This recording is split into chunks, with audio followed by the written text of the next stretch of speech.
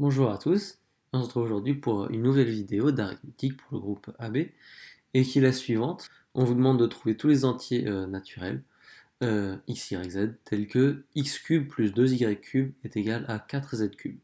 Je vais essayer de chercher et je vais bientôt donner une indication.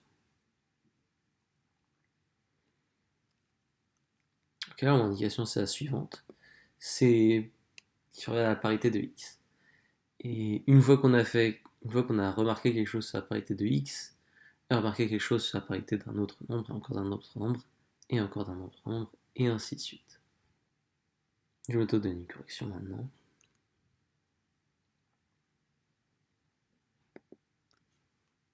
Ok, donc déjà, ce qu'on peut remarquer, c'est que la parité de x est connue, puisque comme 2y³ et 4z³ sont pairs, puisque ils sont tous les deux multiples de 2, parce qu'on a multiplié un certain nombre par 2, x³ doit être pair aussi, puisque une différence de deux nombres pairs reste pair. Et si x³ est pair, alors x est également pair, et donc on peut noter, je sais pas moi, x égale 2x'.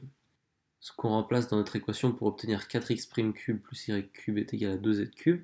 Là, ici, j'ai déjà divisé par 2.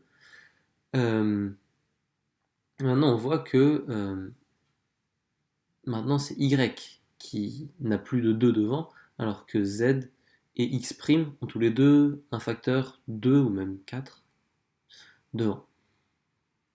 Donc,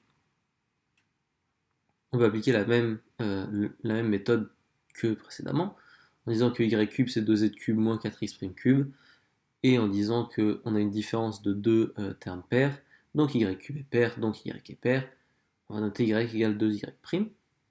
Et pareil, on remplace, on divise par 2, on obtient 2x' cube plus 4y' cube est égal à z cube. Et exactement pareil, là on a une somme de deux termes pairs, donc z cube est pair, donc z est pair, z égale 2z'. Et là, ce coup-ci, on obtient x' cube plus 2y' cube est égal à 4z' cube. Et on voit que c'est exactement la même équation qu'on avait au début. Simplement, on a rajouté des primes, en gros. Donc on remarque que si jamais on a x, y, z qui est solution de notre équation, alors x sur 2, y sur 2, z sur 2 est également une solution, et les trois nombres sont entiers, ce qui est relativement important. Maintenant, ce qu'il faut se dire, c'est que si jamais l'un des nombres parmi x, y et z, c'est pas 0, en fait à ce moment-là, on peut continuellement remplacer notre équation x, y, z par x sur 2, y sur 2, z sur 2. Et ensuite, on peut également faire le même raisonnement avec x sur 2, y sur 2, z sur 2, pour obtenir que x sur 4, y sur 4, z sur 4 est également solution, x sur 8, y sur 8, z sur 8 est également solution, etc. Et si jamais l'un de nos trois nombres est non nul, bah, quand on le divise par 2, ça diminue strictement. On sait que ça reste entier. Et quand on le divise encore par 2, bah, il était encore strictement positif, donc il va rester strictement positif et encore entier.